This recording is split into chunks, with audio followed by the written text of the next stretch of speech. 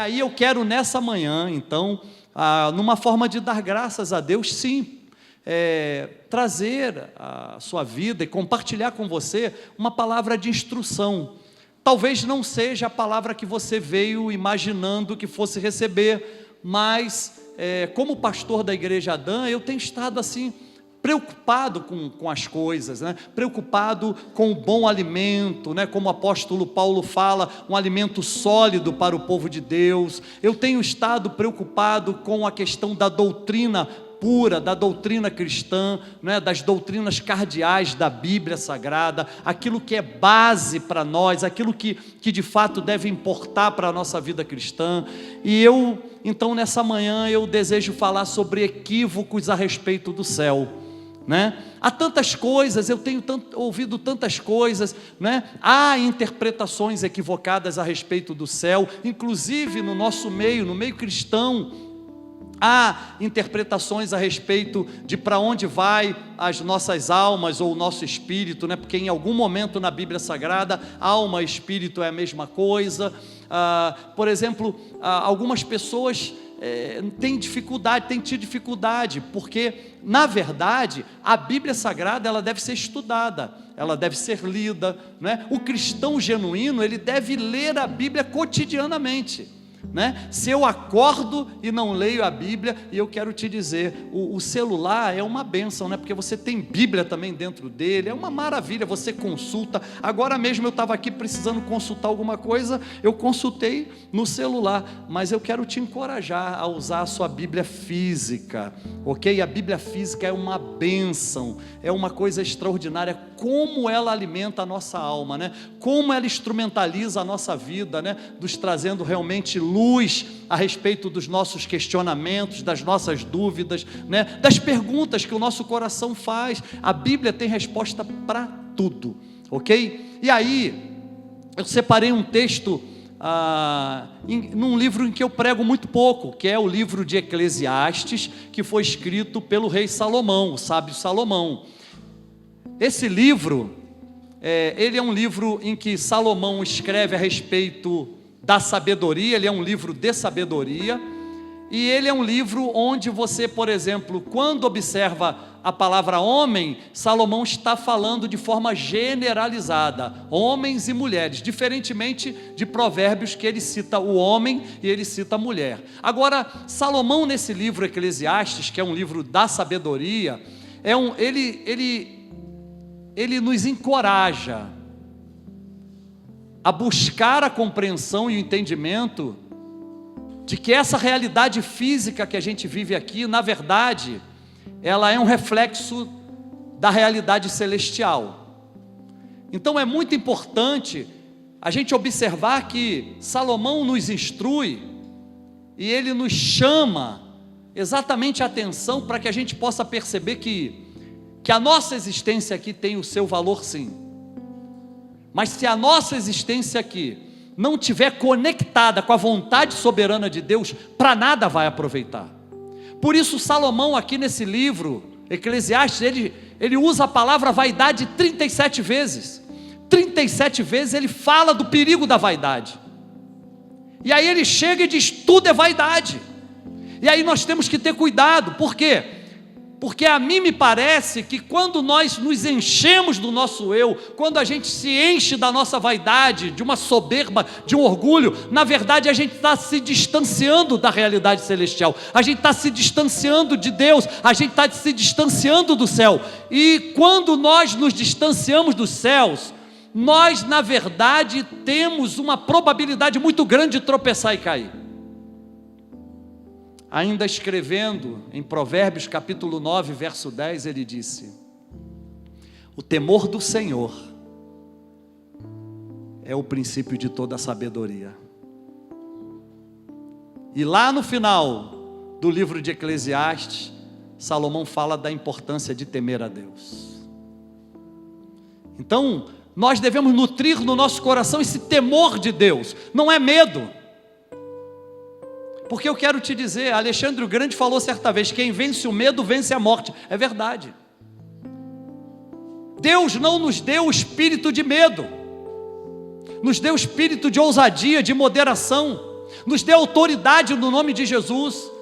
Mas impressionante é quando o homem se enche de si, na maioria das vezes ele diz: Deus não existe, ou então eu não preciso de Deus. E essa vida autônoma do homem que se enche pelo conhecimento humano, na maioria das vezes faz com que o homem morra. Por quê? Porque em algum momento ele vai se encher, não de coragem, não de ousadia e nem tampouco de intrepidez, mas vai se encher de medo. Mas o apóstolo disse antes: o verdadeiro amor lança fora todo medo. Então é necessário se encher do amor de Deus. E para conceber uma ideia correta, equilibrada a respeito do céu, é necessário estar cheio do amor de Deus. Então, nesse texto que eu escolhi, capítulo 3 de Eclesiastes, a partir do verso 1 ele começa a falar dos tempos, né? O sábio Salomão fala há tempo disso, há tempo daquilo, há tempo disso, há tempo daquilo e tal, e é muito legal. E é de uma sabedoria incrível. Agora chega um momento em que ele fala que todos nós morremos, tanto os homens quanto os animais. Porém, numa certa altura do seu discurso, ele faz uma avaliação, uma análise, de que a alma humana vai para um determinado lugar e a alma do animal vai para outro. Então eu quero te dizer, você pode gostar muito do seu cãozinho, do seu gatinho, mas ele não vai para o céu contigo, viu? Então é muito importante a gente compreender o céu, a gente entender o céu. E a vontade de Deus. Por que Deus fala tanto de céu, gente? Porque o céu é uma realidade, não é uma ficção, não é um conto, não é uma lenda, é uma realidade. E aí nessa manhã eu quero falar sobre equívocos a respeito do céu. E eu quero compartilhar com você exatamente esse texto que nos chama a atenção para que a gente possa estar no mesmo caminho, que a gente possa estar em comunhão, conectados, andando junto, quem sabe até em bloco, porque eu sonho em todos nós aqui indo para o céu. Eu não sonho de forma alguma, eu não avento na minha memória nenhum pensamento de que algum de nós vai para outro lugar que não seja o céu.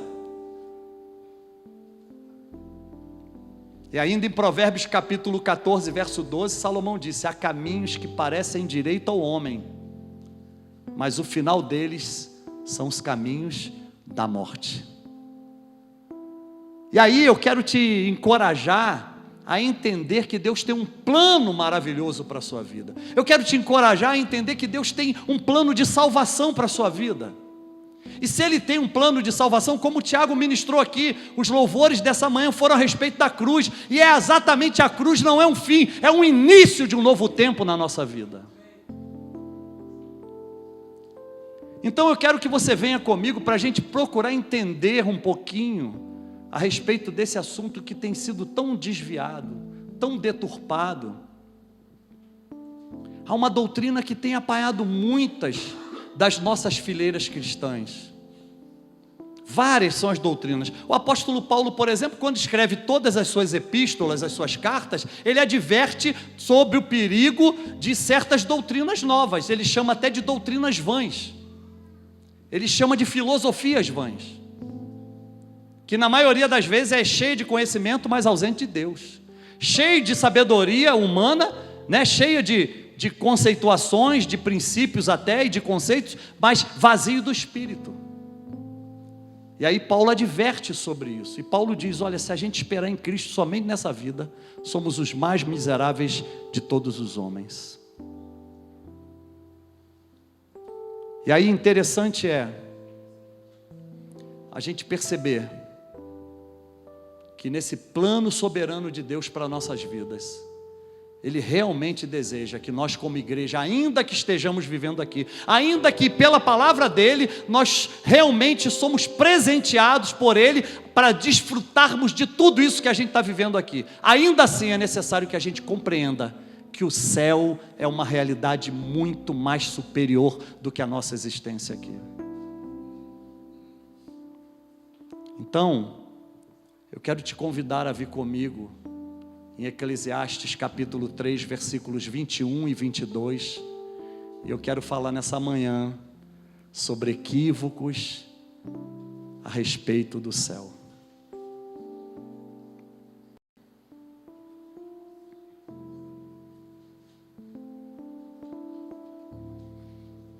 Quem sabe que o fôlego do homem vai para cima e que o fôlego dos animais vai para baixo da terra?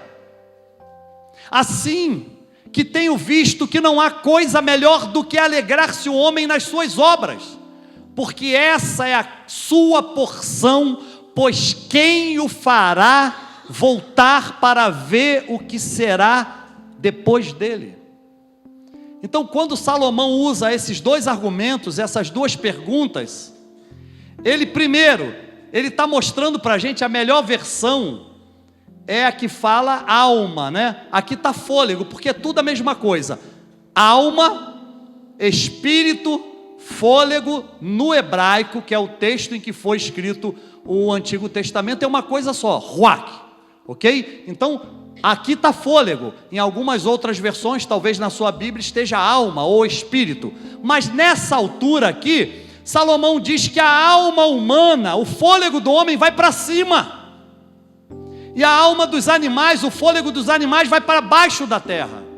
Então são lugares distintos. Os homens, a Bíblia fala que o espírito volta a Deus que o criou. Então os homens, quando morrem, né, o gênero humano vai para Deus, e a alma dos animais vai para a terra.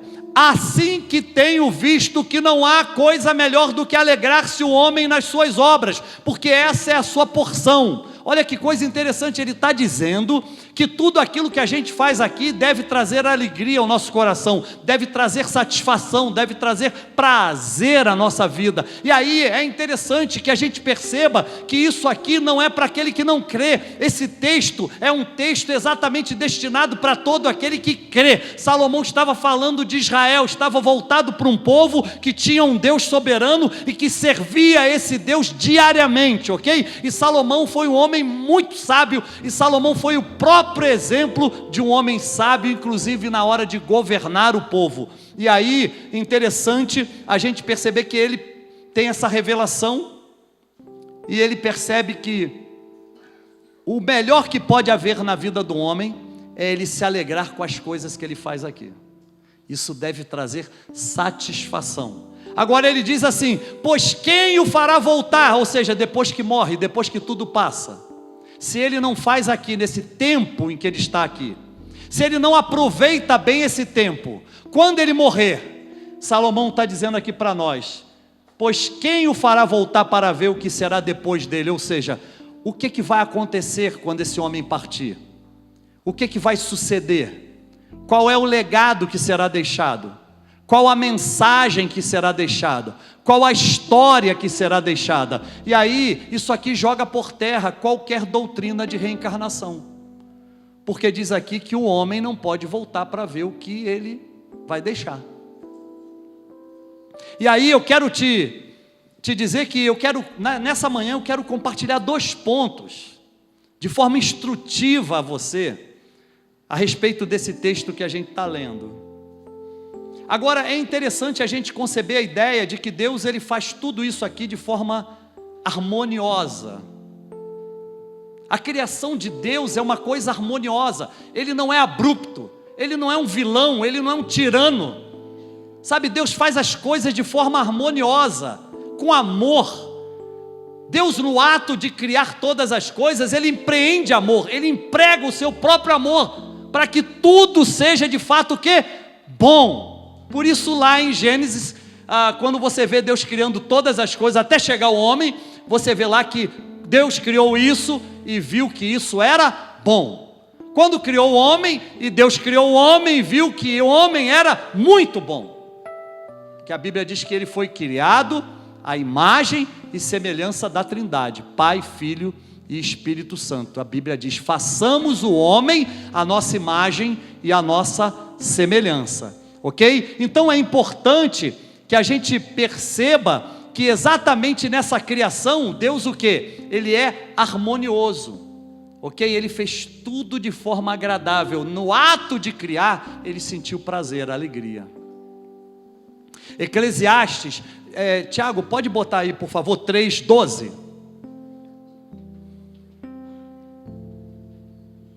Vamos fazer o seguinte, vamos do 10, 11 e 12.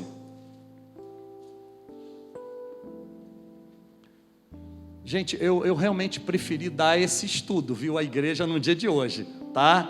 Por favor, tá bom? Eu acho importante que a igreja receba um ensino, né?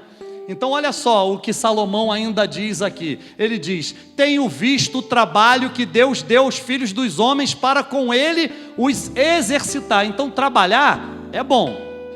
Aquela ideia lá dos Tessalonicenses de dizer, não vamos trabalhar, Jesus volta a qualquer momento, é fruto de um equívoco a respeito do céu.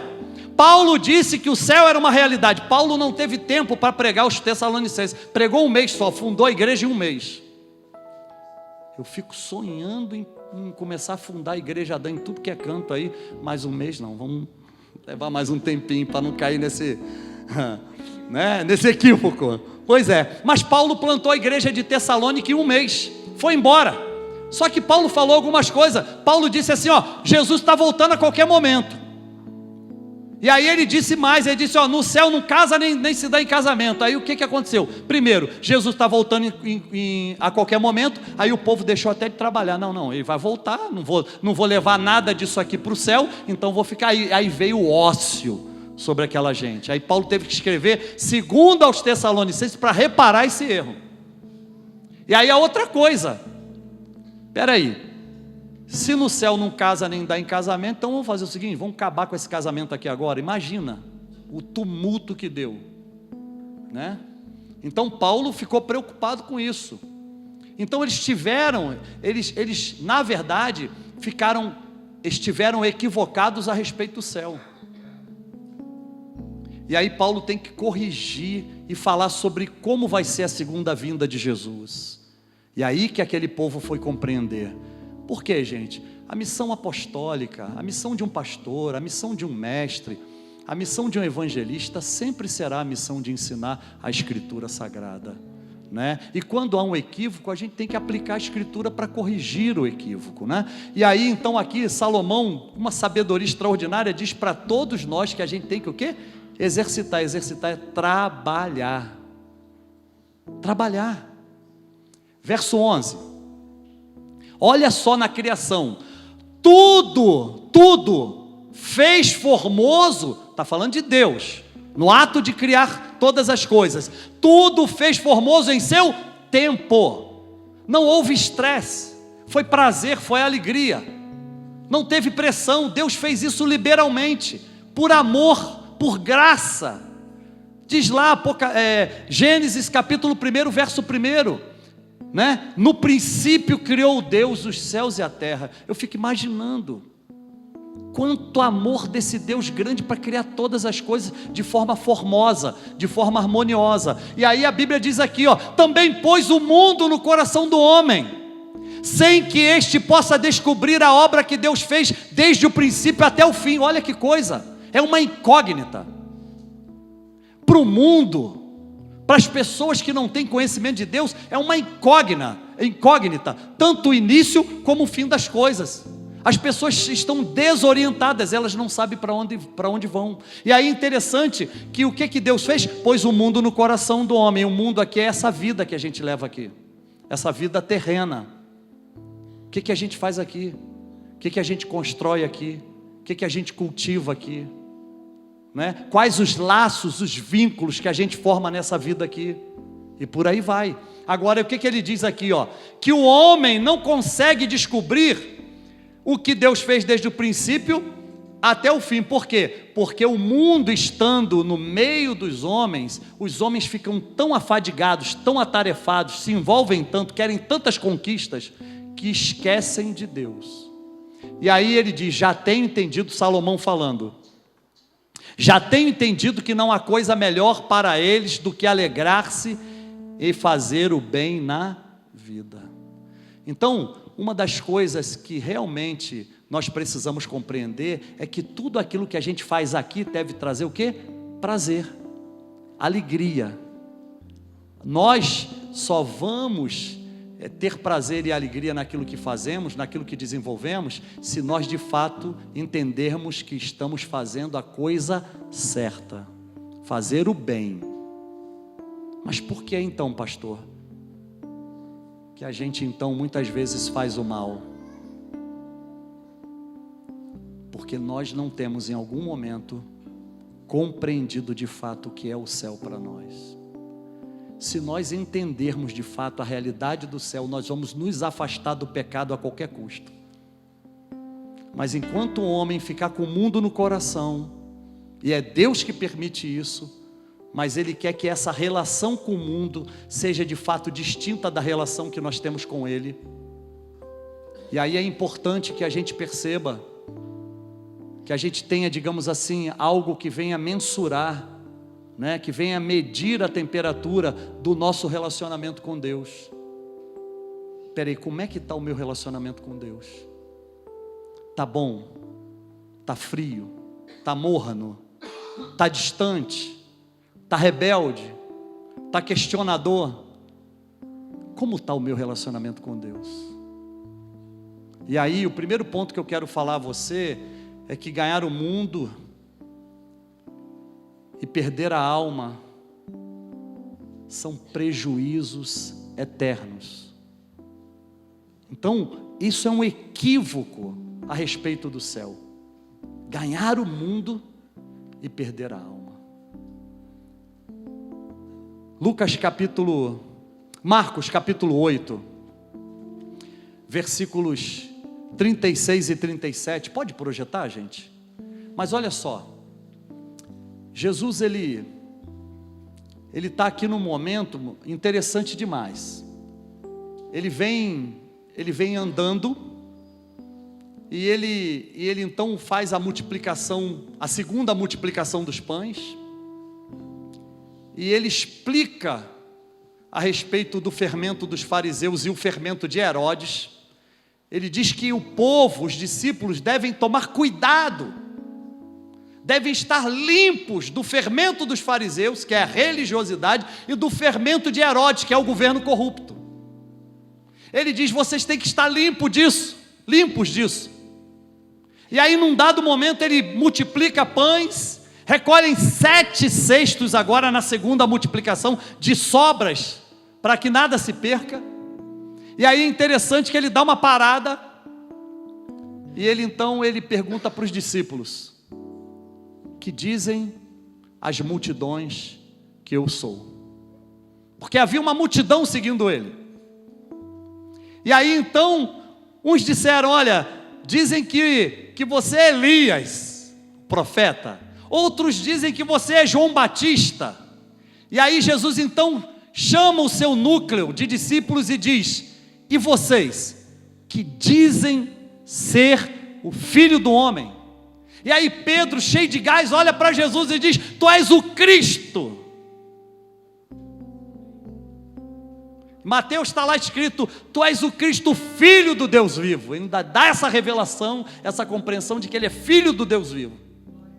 E aí interessante que ele ouve de Jesus, bem-aventurados é você, Simão, filho de Jonas, porque não foi carne nem sangue que te revelou, mas o Espírito. E aí então, nesse momento, há uma coisa interessante, por quê? Porque eles começaram a ficar preocupados em relação ao que Jesus ensina. Logo em seguida ele diz que o Filho do Homem seria preso e seria morto numa cruz. E aí ele ensina a respeito de tomar a nossa cruz, seguir após Ele. Ele ensina a respeito de uma profecia, porque isso era uma palavra profética, e ele diz, olha, não falem isso com ninguém. Ninguém estava entendendo o que ele estava falando naquele momento. Mas chega um tempo em que ele cura um cego, cuspindo no chão, untando os olhos do cego, e pede para o cego lavar os olhos, e o cego lava, e quando o cego vê, ele vê os homens como que árvores, E aí ele então pede para o cego lavar de novo, e aí o cego começa a ver os homens da forma normal, e viu todas as pessoas que estavam diante dos seus olhos. E aí Jesus diz para ele: olha, volta para a tua casa. E a Bíblia diz que Jesus entra em Betsaida, à beira do mar da Galileia. E aí uma das coisas interessantes é que Jesus ensina sobre o perigo de ganhar o mundo e perder a alma. Isso é um equívoco a respeito do céu. Então ele diz aqui: pois que aproveitaria o homem ganhar todo o mundo e perder a sua alma? Primeira pergunta dele. A segunda é mais grave ainda: o que daria o homem pelo resgate da sua alma? Ou seja, o que é que o homem pagaria? O que é que o homem investiria depois de morto para resgatar a alma perdida? Não há como. Não há como. O próprio Senhor Jesus, ele explicou isso numa parábola entre o homem rico e Lázaro, o mendigo, né? Não Lázaro de Betânia, o Lázaro, o mendigo. Ele disse: os que estão para lá não podem passar para cá, e nem os que estão cá conseguem passar para lá. Salomão em Eclesiastes adverte de que se a gente fomentar, investir na nossa vida somente aqui nessa esfera, nós não vamos alcançar o céu. E ele chama isso de vaidade. E aí é interessante a gente perceber que depois que as coisas acontecem, segue o juízo. Existe uma doutrina que tem apanhado muita gente. E essa doutrina diz que a alma, depois da morte, a alma das pessoas, elas são encerradas, desfeitas, queimadas, aniquiladas. Isso chama aniquilacionismo. E tem várias esferas cristãs ensinando isso. Só que a Bíblia fala de juízo. A Bíblia fala que todos nós estaremos diante dele um determinado dia. E quando você fala que uma alma é aniquilada, você fala também que não tem céu, ou que o céu é aqui mesmo. E quando você fala que uma alma é aniquilada, você está falando também que não há inferno. Ah, peraí, eu posso viver de qualquer maneira então. Já que não tem inferno, deixa eu bagunçar minha vida, deixa eu viver da minha própria maneira, como eu acho que eu tenho que viver. E aí uma das coisas que Jesus diz é o seguinte: o que daria o homem pelo resgate da sua alma, uma vez que ele já morreu? Não há como. Então é muito importante a gente ter em mente que esse equívoco a respeito do céu não pode fazer parte da nossa vida. Ou seja, eu não posso querer de forma alguma ganhar o mundo inteiro e perder a minha alma. O que daria o homem pelo resgate da sua alma? Segundo, antes de passar para o segundo, há um texto em Eclesiastes que me chama muita atenção. Eclesiastes 6, versículo 1 e 2. Salomão, ele consegue ver um certo mal no meio do povo. E ele então registra isso, para que essa advertência possa abrir os nossos olhos em pleno século 21. E aí ele diz assim, ó: há um mal que tenho visto debaixo do sol. Qual é esse mal? E é muito frequente entre os homens, ou seja, é muito frequente, ok? Isso não é uma exceção, isso é comum. Um homem, aí ele diz, um homem a quem Deus deu riqueza, honra, fazendas e tudo quanto a sua alma deseja. Antes, porém, Deus não lhe dá o poder para daí comer. O estranho vem e lhe o come. Que coisa terrível. Quer dizer, todo o bem que a gente tem, toda a prosperidade que a gente tem, todo o patrimônio que a gente tem vem de Deus. Isso é fato. Mas olha só, o próprio Deus, ao observar a nossa vida, como nós lidamos com a administração desses bens que Ele nos deu, como nós cuidamos desses bens que Ele nos deu. E aí eu não estou falando só de casa, de castelo, de iate, de carro, não. Eu estou falando tudo aquilo que a gente constrói na vida. Deus nos deu. E Ele próprio observa como é que a gente lida com isso. A isso a Bíblia chama de mordomia. Não precisa projetar não, mas 1 aos Coríntios, capítulo 4, versículo 2. Ora, o que se requer dos mordomos de Deus é que cada um deles seja achado fiel. Em algumas versões está lá, despenseiro de Deus. Então aquele que administra as coisas que Deus dá, aquele que exerce a mordomia. E aí Deus nos dá as coisas, e aí Ele espera que a gente o quê? Que a gente cuide dessas coisas. Mas Salomão olha e profeticamente faz uma sentença a respeito do próprio povo que ele governava. E ele sabia que aquele povo estava enriquecendo. E o que houve, gente? Não muito depois de Salomão, na época dos profetas Jeremias, dos profetas no século 8º, Amós, Miqueias, Oséias, Isaías. O que acontece nessa época? Esse povo de Israel enriqueceu tanto, ficou tão cheio de bens, cheios de patrimônios, que se afastou de Deus.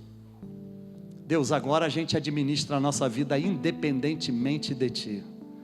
Agora a gente dá o jeito para tudo, agora a gente governa a nossa própria vida, a gente está abastado, a gente tem tudo, não há falta de nada em nós. O grande perigo, queridos, não é ter o patrimônio, o grande perigo é achar que se é autossuficiente. O grande perigo é achar que não se depende mais de Deus. O grande perigo é achar que Deus não é mais o nosso Pai. O grande perigo é achar que Deus não governa mais a nossa vida.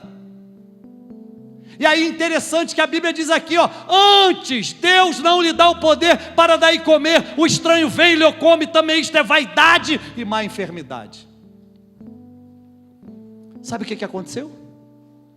Babilônia invadiu Israel num determinado tempo, pegou toda aquela gente, levou cativo para a terra de Babilônia, para a Síria, e pegou todos os bens que eles tinham e levou. Isso aconteceu. Por quê? Porque aquele povo, depois de ser abençoado, virou as costas para Deus. O profeta Jeremias, ele pinta um quadro de Deus como pai, falando para os filhos: voltem, filhos rebeldes, voltem para mim, o vosso pai, que sempre vos dei todo o bem. Incrível, a autossuficiência nos afasta de Deus. A gente começa a achar que a gente pode, que a gente é e tal, e a gente começa a achar que nada mais depende de Deus, somente de nós. Isso é um risco. Jeremias ainda disse, olhando para Israel sendo levado cativo, Jeremias profeticamente disse: lembro-me de ti, Deus falando, da beneficência da tua mocidade ou da tua juventude, quando me seguias por um deserto e andavas após mim numa terra em que tu não conhecias. E Jeremias ainda diz que o povo colhia, semeava e colhia numa terra em que eles não conheciam. Sabe, o distanciamento de Deus, essa autossuficiência é um perigo. Então isso é um equívoco a respeito do céu. Sabe por quê? Porque a maior riqueza que a gente pode ter é o céu. O maior patrimônio que a gente pode ter como crente é o céu. Tudo isso aqui é transitório, tudo isso aqui é efêmero, sabe? E é interessante a gente perceber que sem Deus, de fato, nós não somos nada. Você com Deus pode tudo, sem Ele você não pode nada. Experimente isso. Você vai ver como é bom confiar nele. Você vai ver como é bom descansar nele. Você vai ver como é bom acreditar nas suas promessas. Você vai ver como é bom servir a Ele. Quem é que você anda servindo? Quem é o seu dono? Quem é que governa a sua vida?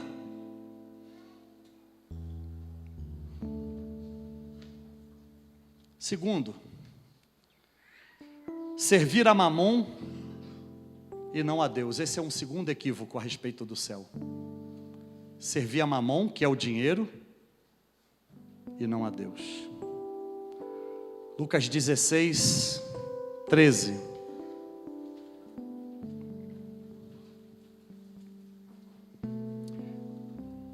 Vamos fazer o seguinte, Tiago, do 10 em diante, por favor.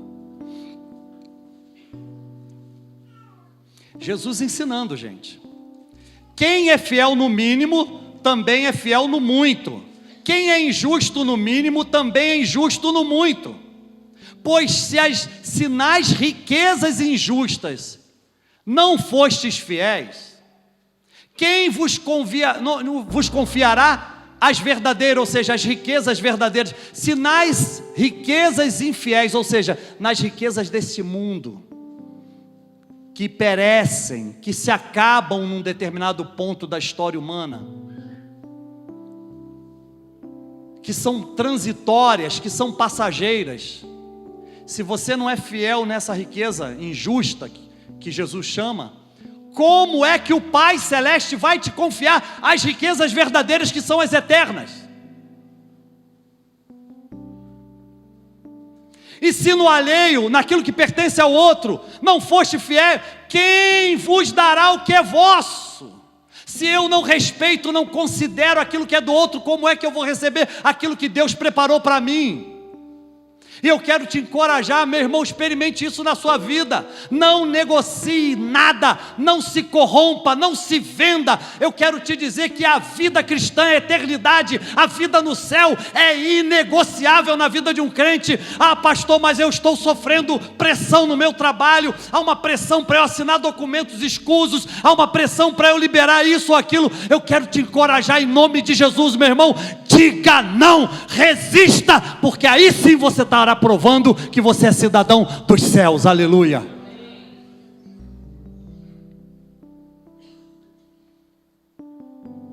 Conquistar o mundo inteiro e perder a alma não vale de nada. Nenhum servo pode servir a dois senhores. Escute, não dá para ficar em cima do muro. Não dá para uma hora, eu quero Deus, né? As pessoas até se animam a cantar, eu quero Deus, quero Deus, quero Deus. E aí daqui a pouco está servindo ao dinheiro, está servindo a mamão. Nenhum servo pode servir a dois senhores, porque ou há de odiar a um e amar o outro, ou se há de chegar a um e desprezar o outro. Não podeis servir a Deus e a mamon.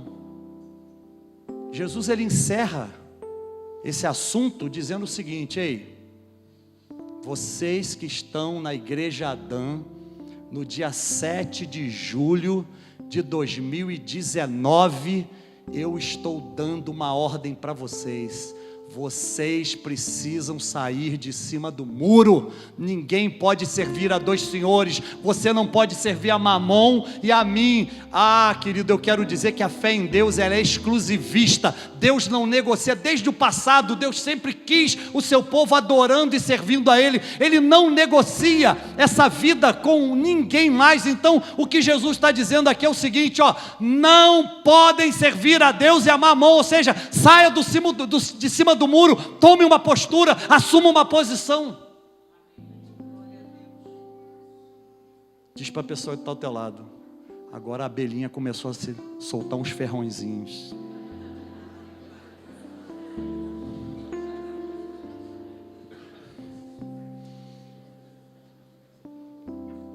Pergunta para a pessoa: espetou aí?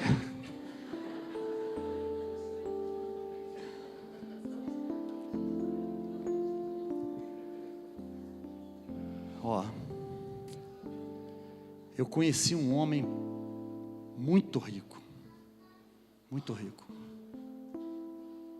Fui fazer um casamento numa cidade do interior de São Paulo há muitos anos. Eu já estava morando aqui em Brasília. E eu tive a alegria de conhecer esse homem. Só que esse homem, ele acabou viciando no álcool, ele era um alcoólatra, ele bebia uísque quando acordava até a hora de dormir. Quando ele estava lá pelas tantas, totalmente doidão, um empregado da casa pegava ele no colo e levava até colocar na cama. A esposa, uma serva de Deus, lutava em oração. Mulher orava. Eu tive o prazer de ir na casa dele, a alegria de conhecê-lo. Não vou citar a cidade, não vou citar porque não vem ao caso. Mas interessante, eu sentei na área de lazer da casa dele, imensa, um quarteirão inteiro. E aí, de frente para a piscina, uma coisa gigantesca. E a gente começou a conversar e eu percebi que era na parte da manhã, mas ele já estava embriagado. E conversamos muito, muito mesmo. Eu tive a oportunidade até de falar do plano da salvação, e aí ele já estava bêbado, eu pastor da igreja que a minha mulher vai, eu sou amigo dele, eu ajudo lá, eu faço isso, aquilo e tal, não sei o quê. Mas houve um momento em que ele me disse assim: está vendo essa piscina aí, pastor? Essas águas aí? Eu disse: estou vendo. Ele disse assim: perdi um filho aí dentro. Falei: como?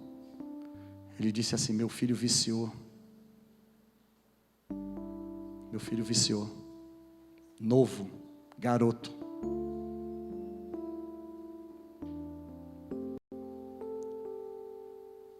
Chegou ao ponto de se viciar no crack. Ele dizendo: um dia eu fiz uma viagem internacional com a minha esposa. Ele tinha um jatinho na época, deve ter ainda. E disse que deixou lá os filhos aos cuidados das pessoas que trabalhavam na casa dele. E ele disse que, estando fora, recebeu a notícia: seu filho está morto. Morreu por afogamento. Como foi esse afogamento? Ele amarrou uma corda com uma pedra gigantesca e se jogou dentro da piscina. E morreu lá no fundo, afogado. Sabe o que esse homem, sentado na cadeira dele, bebendo uísque e fumando charuto, falou para mim? Ele disse assim: quando os meus filhos mais precisavam de mim, eu estava ocupado querendo enriquecer. Ele disse: quando os meus filhos mais precisaram de mim, eu estava ocupado querendo enriquecer. Depois ele me contou algo mais triste: 2 filhas também viciadas em crack. Esse é o retrato de uma família fracassada. Esse homem, a uma certa altura da nossa conversa, disse assim: eu daria todo o meu patrimônio para ter de volta a minha família. Daria todo o meu patrimônio para ter de volta a minha família. Há um tempo atrás, eu vendo um jornal, e aí vi sobre um acidente com um rapaz novo, 32 anos de idade, em São Paulo. E aí o que me chamou a atenção é que aquele rapaz era um bilionário. Aquele rapaz, ele havia, na sua atividade de programador, ele havia desenvolvido um site, um site de compra, de busca, não sei direito, mas na verdade o site foi crescendo, crescendo, crescendo, e ele vendeu por $1 bilhão. E ficou rico. Eu fico imaginando o que ele não podia ter, 32 anos de idade, solteiro. Ele podia comprar tudo nessa esfera. E aí eu lendo uma matéria no jornal sobre a morte dele, ele sofreu um acidente de carro, ele tinha um carrão desses de marca famosa, premium, né? E aí o que acontece? Ele foi beber com os amigos, estava indo para um determinado lugar, numa autopista, numa autoestrada, e ele entrou embaixo de uma carreta. E ele morreu. Quando eu li aquilo, me deu uma dor no coração, porque o rapaz morreu com 32 anos, morreu muito novo. E eu fico pensando, se aquela vida tão passageira, tão curta que aquele rapaz viveu, se de fato importou. O que mais importa para nós? Nós precisamos conceber uma ideia correta a respeito do céu. Nós precisamos conceber uma ideia correta a respeito da vida eterna. Jesus disse: sem mim nada podeis fazer. Jesus disse, Mateus 28:20, eis que estou com vocês todos os dias até a consumação dos séculos. Sabe, a gente precisa assumir uma postura e não negociar determinadas coisas que são inegociáveis. Fiquei pensando, meu Deus do céu, um rapaz muito novo para morrer. Mas quantos milhares, milhões de pessoas morrem muito novas, precocemente, exatamente porque não entregam, não submetem as suas vidas aos cuidados de Deus. E mais, quantas pessoas das nossas próprias fileiras têm negligenciado o temor do Senhor, a ponto de se corromperem, a ponto de fracassarem, a ponto de cometerem desejos ilícitos, a ponto de viverem na carnalidade, a ponto de viverem no pecado. Quantas pessoas? Quantas pessoas? Não podeis servir a Deus e a Mamon. Lembre disso. Apocalipse 21, 1 e 2.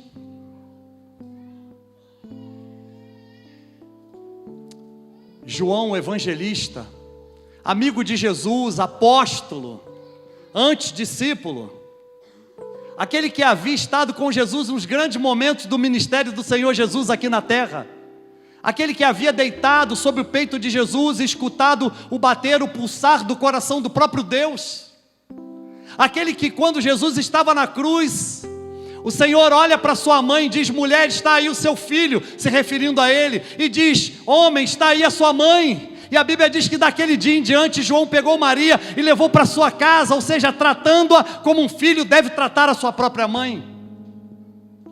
Mas olha que coisa interessante, esse homem agora está preso, numa ilha, sem saber o que aconteceria com ele, mas Deus vem e dá uma revelação a respeito das coisas do fim, do tempo final.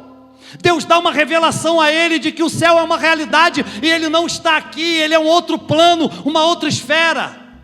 E aí é interessante, queridos, que tudo isso é dado a ele pelo Espírito de Deus, pois em Apocalipse capítulo 1, no verso 10 está escrito, ele próprio dizendo, achei-me em espírito no dia do Senhor. Essa bela manhã de domingo, quem sabe era exatamente aquele dia do Senhor. E ele diz assim, e ouvi por detrás de mim uma voz como que de uma grande trombeta. Sabe quem era? O Eterno. Sabe quem era? Aquele que foi morto na cruz, mas agora está vivo para todo sempre. Jesus, aquele que nos salvou, que nos amou, ele estava revelando a João tudo aquilo que aconteceria depois, aleluia. E eu e você somos convidados por essa palavra a crer e gerar em nós uma expectativa de que sim, de fato, a qualquer momento ele pode voltar. E aí diz aqui a palavra, e vi ele dizendo, João, e vi novo céu, veja bem, novo céu.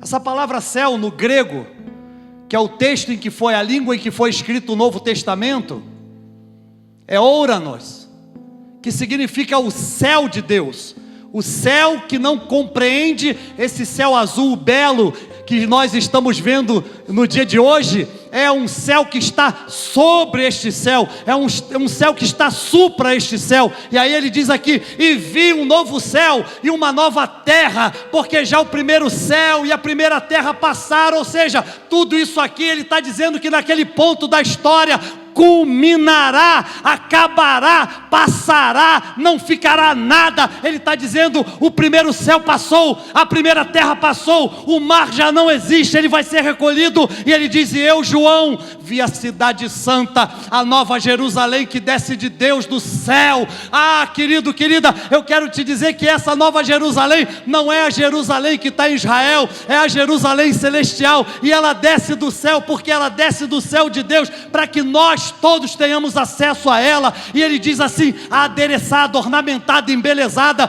como uma esposa ataviada para o seu marido. Eu quero te dizer, em nome de Jesus, creia nessa palavra, creia nessa profecia, acredite no céu, creia que nós vamos todos para o céu. Eu quero te ver lá, eu quero te ver lá. Sabe, todos nós estamos aguardando isso. Mas é necessário que a gente tome posição. Sabe que a gente realmente só vai conquistar tudo aquilo que Deus tem para nós, se de fato a gente compreender o céu como de fato ele é. Nós não podemos ficar vivendo de equívocos a respeito do céu. Outro dia uma pessoa disse uma coisa que para mim foi um descalabro. A pessoa disse para mim: fulano de tal voltou, e voltou na forma de macaco. Conversa.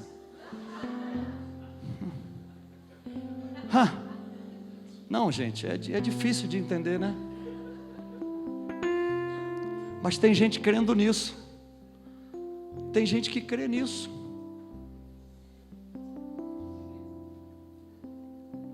Queridos, ao homem é facultado o direito de morrer uma só vez, vindo depois disso o juízo. Irmãos, eu desejo muito estar ensinando a igreja, desejo mesmo, porque uma igreja forte é uma igreja que conhece a Escritura. Jesus falou: errais, porque vocês não conhecem nem as Escrituras e nem o poder de Deus. Se a gente juntar esses dois pontos, Escritura e poder de Deus, quero dizer, ninguém segura mais a igreja Adã. A Brasília, que é uma cidade que Jesus ama, vai ser colocada de cabeça para o alto. Você não vai ver mais divórcio, você não vai ver mais bebedice, vício de droga, corrupção, prostituição, imoralidade. Você não vai ver nada disso mais. Sabe por quê? Porque você, com seu testemunho, vai atrair o céu para a terra. E todas as vezes que a gente atrai o céu para a terra, o milagre acontece. Eu quero dizer uma frase para você. Eu quero te dar de presente essa frase. Eu quero dizer assim: você está debaixo do milagre de Deus. Você pode dizer isso para quem está perto de você? Você está debaixo do milagre de Deus. Os equívocos a respeito do céu, na maioria das vezes, são equívocos que não nos afastam de Deus. Os equívocos a respeito do céu, na maioria das vezes, são também equívocos que nos afastam de Deus. Evangelho de Lucas, capítulo 15, conta a história do filho pródigo, que chega para o pai e diz: pai, me dê a parte que a mim me cabe da herança. E o pai lhe deu, e ele foi embora. E a Bíblia diz que ele viveu numa terra longínqua, gastando toda a sua fortuna, vivendo dissolutamente. E a Bíblia diz, sabe o que, gente? A Bíblia diz que lá naquela terra, fracassado, derrotado, caído no fundo do poço, ele queria comer as comidas que os porcos comiam e não podia, enquanto estava trabalhando para daqueles cidadãos daquela cidade. Mas ele se lembrou dizendo: quantos trabalhadores na casa de meu pai, não são nem filhos, gente, é trabalhador. Na casa de meu pai tem pão, água, casa, e eu estou aqui a padecer fome. E ele diz: levantar-me-ei, irei ter com meu pai, e lhe direi: pai, pequei contra o céu e contra ti, e já não sou digno de ser chamado mais o seu filho, mas me dá pelo menos uma vaga como um desses teus trabalhadores.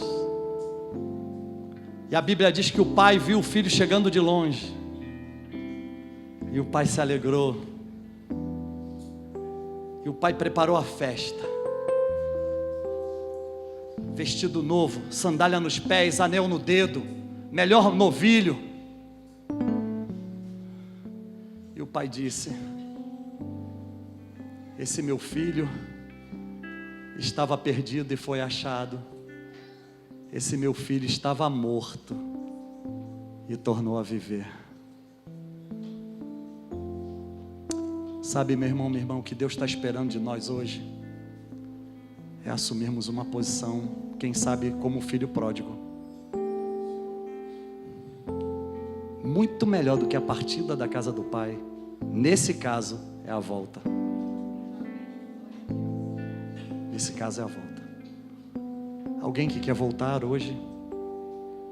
Alguém que quer vir a Jesus hoje? Alguém que quer entregar a vida a Jesus hoje?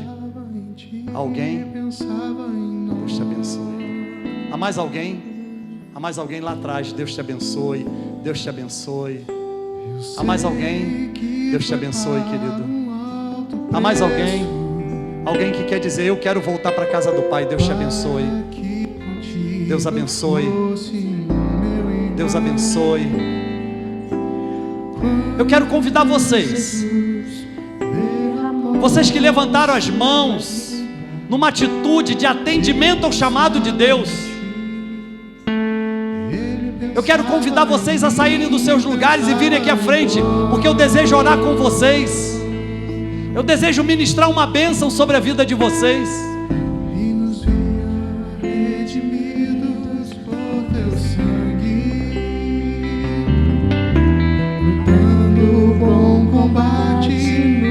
Se você não levantou a mão, mas deseja sair do seu lugar, você pode vir em nome de Jesus.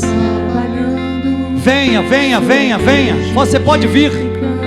Você pode entregar a sua vida ao Senhor agora e dizer: Deus, eu não quero mais viver de equívocos. Eu não quero viver mais de mais histórias. Eu quero viver uma vida real de comprometimento contigo.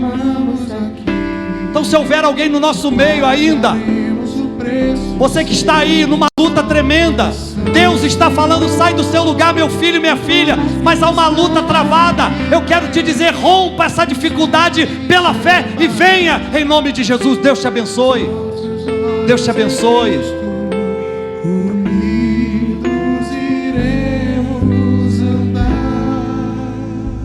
Eu queria contar uma pequena história da minha vida, que hoje me alegro cuidar dessa igreja chamada Adã, de estar entre vocês. Houve um momento da minha vida em que alguém colocou o dedo em riste e disse: nunca mais você vai ter seu ministério. E eu comecei a me lembrar de como era a minha vida antes de Jesus. Não demorou muito, alguém me reconduziu à igreja, à presença de Jesus. E eu tive de novo a oportunidade de conviver com Jesus. Lá no passado eu andava muito longe de Deus, governava a minha vida por mim mesmo, achava que tudo que eu fazia era certo e não era. Mas já conhecendo Jesus, eu me lembrei de Daniel, que foi lançado num lugar para ser devorado, para ser morto. E todas as pessoas da sua época olhavam e diziam: agora ele morre. E eu quero dizer que há pessoas que estão aqui, pessoas que o inimigo já sentenciou à morte, já abriu a sepultura, a cova, dizendo: agora ele cai, agora ela cai. Eu quero declarar, meu irmão, minha irmã, você não vai morrer, você não vai cair, porque Jesus está te dando hoje vida eterna. Aleluia. E aí eu quero dizer essa frase que me brotou aqui no meu coração: quando todos pensarem que é o seu fim, é exatamente nesse momento que Deus vai inaugurar na sua vida um belo e maravilhoso recomeço para a glória de Jesus. Quando todos pensarem que é o seu fim, é exatamente nesse tempo em que Deus vai inaugurar um belo e maravilhoso recomeço na sua vida para a glória de Jesus. Aleluia! Então nós vamos orar. Eu quero já chamar o pastor José Carlos aqui para fazer essa oração com vocês. E eu quero dizer que é bom ver vocês saindo com coragem, intrepidez e vindo ao altar de Deus. Porque quando vocês tomam essa atitude, vocês estão saindo de cima do muro. E não há nada que agrade tanto a Deus num tempo como esse tempo, de ver um filho e uma filha saindo de cima do muro dizendo: eu quero Deus mais do que tudo. Então nós vamos orar com o pastor José Carlos. O pastor já passou da hora, mas o Espírito do Senhor está operando no meio do seu povo. Eu creio que vocês vão sair daqui realmente mudados. Vocês sairão daqui diferentes. Em nome de Jesus eu declaro que a bênção de Deus estará continuamente sobre a vida de vocês. Repitam comigo, por favor, orem comigo. Senhor Jesus, eu me arrependo de todos os meus pecados e eu recebo o teu perdão e entrego a minha vida, minha família, meus sonhos, meus negócios nas tuas mãos e te recebo como meu Senhor e meu Salvador. Amém. Eu vos abençoo no nome de Jesus. Recebam em nome de Jesus. Vocês estão perdoados, amados, queridos, aceitos, renovados para um novo tempo, uma nova vida. O foco no que é eterno, em nome de Jesus. Amém.